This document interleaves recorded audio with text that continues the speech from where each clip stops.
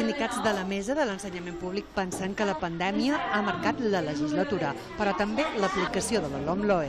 Afirmen també que els professors s'han sentit poc escoltats. Per altra banda, tots destaquen el canvi de tarannà que va permetre la signatura del segon acord marc. Els sindicats demanen al nou govern una legislatura tranquil·la i el compliment dels pactes signats. Tenim molt clar l'experiència viscuda fa 10 anys, en l'època d'estil.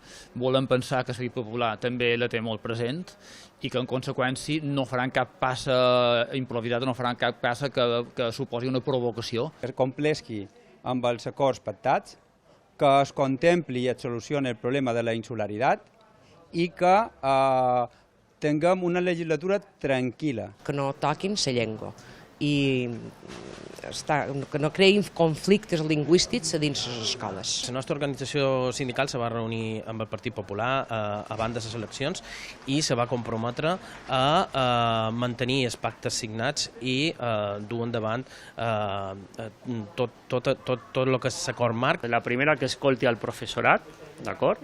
I que desenvolupi l'acord marc. Avui la Junta de Personal Docent no universitari de Mallorca s'ha reunit per decidir si s'adhereixen a la xarxa contra la segregació escolar.